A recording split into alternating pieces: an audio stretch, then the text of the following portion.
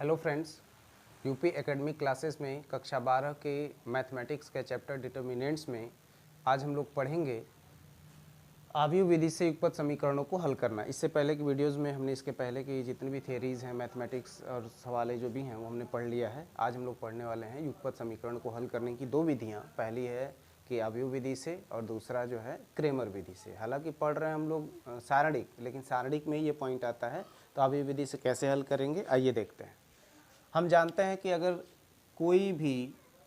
अगर हम मान लेते हैं कि एक समीकरण में A X is equal to B लिख लिया, जहाँ पर ए एक्स बी तीनों जो हैं आव्यूह हैं। अगर A X is equal to B है तो दोनों पक्षों में A X is equal to B में ए इनवर्स से गुणा करने पर, देखिए मैथमेटिक्स जैसे जैसे हम हायर मैथमेटिक्स की ओर बढ़ते हैं वैसे वैसे हमारी समझ भी बढ़ती जाती है और लगाने का जो तरीका है, लगाने की जो सोच है मैथमेटिक्स को, वो हमारा डेवलप जो होते चला जाता है। कुछ स्टूडेंट्स ऐसे होते हैं जो मैथमेटिक्स से डरते हैं। डरने की कोई ज़रूरत नहीं है। मैथमेटिक्स इतना अच्छा सब्जेक्ट है कि अगर आपके पास सोचने की क्षमता है तो आप मैथमेटिक्स पढ़ सकते हैं, और मैथमेटिक्स पढ़ने से आपकी सोचने की क्षमता का और अधिक विकास होता है। फिलहाल यहाँ पर हम लोग इसको देखते हैं। तो दोनों पक्षों में ए इनवर्स से गुणा करें तो A inverse A X is equal to A inverse B. तो ए इनवर्स और ए का मल्टीप्लाई करने पर हो जाएगा आई ए इनवर्स बी। आई का मतलब एक होता है, यानी X is equal to A inverse B. तो यह इसका जो बेसिक तरीका है, ये बेसिक चीज़ मैंने आपको बताया, इसका सिद्धांत बताया कि आव्यूह विधि से कैसे हल करते हैं। तो आइए समझते हैं कि कैसे हल करेंगे। अगर मान लीजिए कोई भी आव्यूह हमको दे दिया गया, जो अब एक ऐसा क्वेश्चन लेते हैं जो बोर्ड में चाहे एनसीईआरटी बुक में दिया हो। चलिए देखते हैं।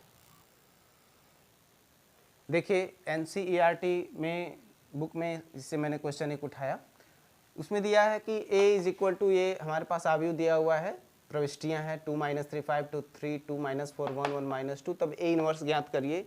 या कह रहा है कि 2x - 3y + 5z is equal to 11। Question number equation number first. 3x + 2y - 4z is equal to -5। Equation number 2। x + y - 2z is equal to -3। Equation number 3। तो इसको आव्यूह विधि से हल करके x y z का मान बताना है। ये एनसीईआरटी बुक का क्वेश्चन है। देखिए यहाँ पर मैं आपको बता दूं कि जो अभी हमने सिद्धांत देखा था कि A X is equal to B के फॉर्म में लिख करके इसको इधर ले जाएंगे तो ए इनवर्स में गुणा करना पड़ेगा बी का। तो ए क्या होता है?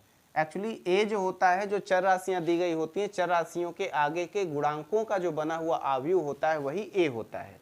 चर राशियों के आगे के गुणांकों का आव्यूह।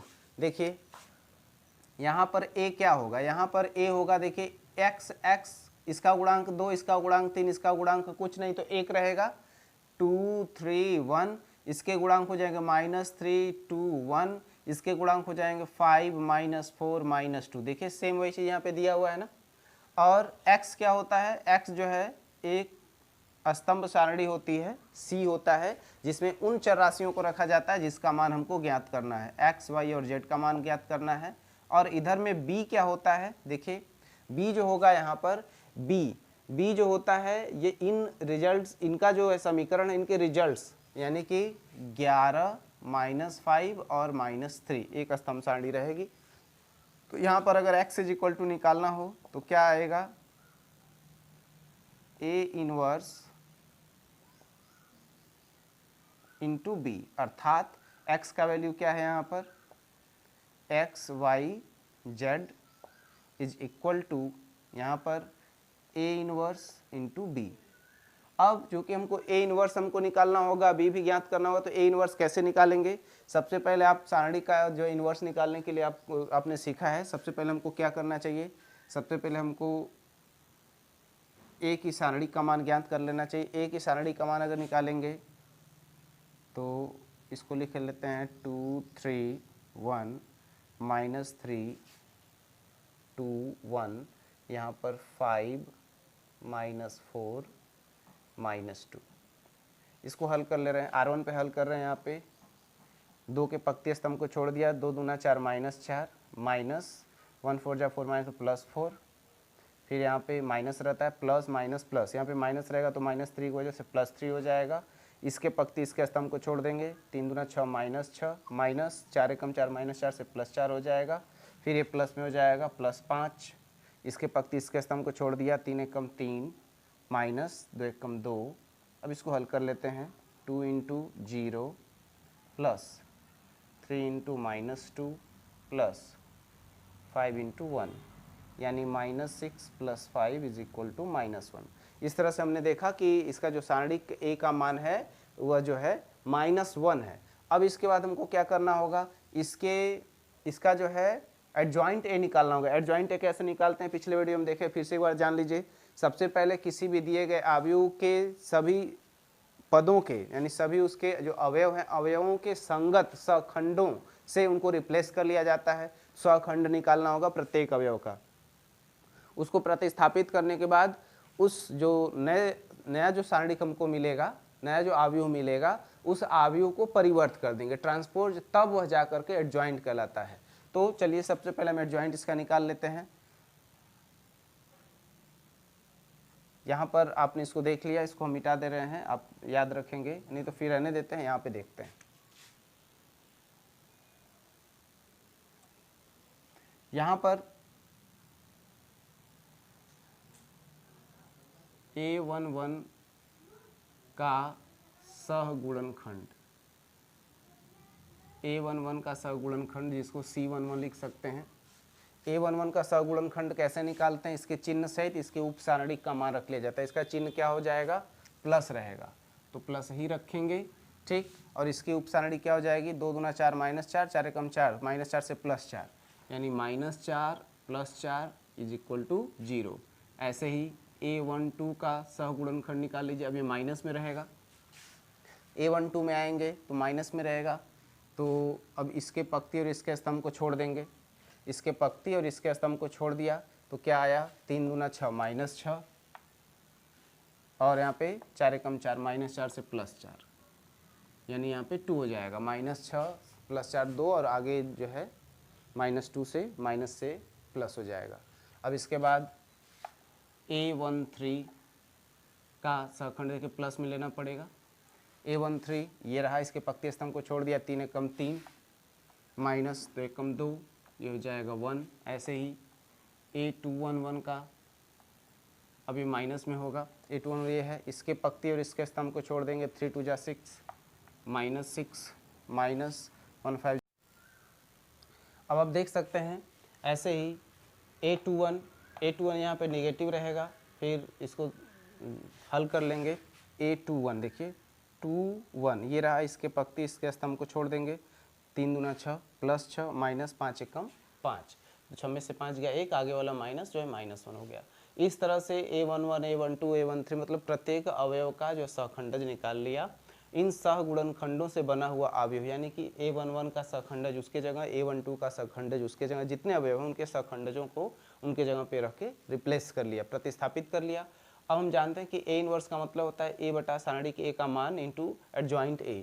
तो एडजॉइंट A क्या होगा, इसका परिवर्त अवयव, इसके परिवर्त को यहाँ लिख दिया, 0 2 1 पक्ति यहाँ पे स्तंभ बना दिया, यानी पक्तियों को स्तंभ में लिख दिया तो एडजॉइंट A हो जाएगा।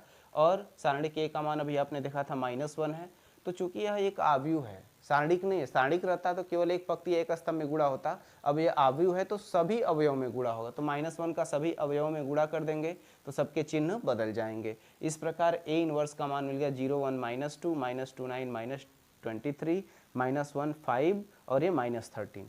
जब A इनवर्स का वैल्यू हमको पता चल गया तो हम जान रहे हैं कि XYZ = A इनवर्स × B, तो XYZ = A इनवर्स की वैल्यू यहाँ से उठा करके रख लिया, और B की वैल्यू जो है उनके समीकरण के परिणामों द्वारा बना हुआ जो वो होगा अवयव, उसको मैंने यहाँ पे रख लिया। अब इसको सॉल्व कर लेते हैं।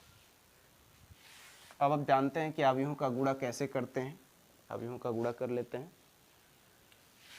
देखिए अवयवों का गुणा जो होता है पक्ति गुणे स्तंभ, पक्ति में स्तंभ 11 सुनाई 0 -5 एकम 5 प्लस 3 दूना 6 माइनस इंटू माइनस प्लस। अब इसका गुणा इसमें 11 दूना 22 -22 माइनस 5 9 45 और फिर हो जाएगा प्लस 69 23 3 69।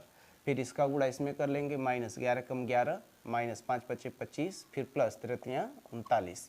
इस प्रकार से आप देख सकते हैं कि x y z is equal to, मिला हमको यहाँ से 1, यहाँ से देखिए, और ये हो जाएगा प्लस में, प्लस में होगा 23 तो यहाँ माइनस में प्लस हो जाएगा, तो ये हो जाएगा 5 2 7 67 69, ये हो जाएगा +2, यहाँ पे 26 और ये हो जाएगा 39, यहाँ पे 11 कम 11 -11, तो ये कितना हो जाएगा -36 और +39, यानी बचेगा 3। अब देखिए x की वैल्यू क्या है, x के स्थान पे 1, y के स्थान पे 2 और z के स्थान पर 3। इस तरह आप आव्यूह विधि से युगपत समीकरण को बहुत अच्छे से आसानी से हल कर सकते हैं।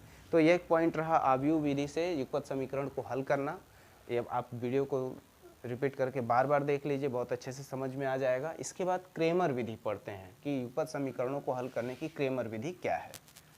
हालांकि क्रेमर विधि यूपी बोर्ड में इस समय नहीं है, लेकिन आता रहता है जाता रहता है, और आगे की क्लासेस में भी क्रेमर विधि जरूरी है, इसलिए हम लोग क्रेमर विधि देखते हैं। क्रेमर विधि से इसी समीकरण को क्रेमर विधि से हल करने चल रहे हैं। देखिए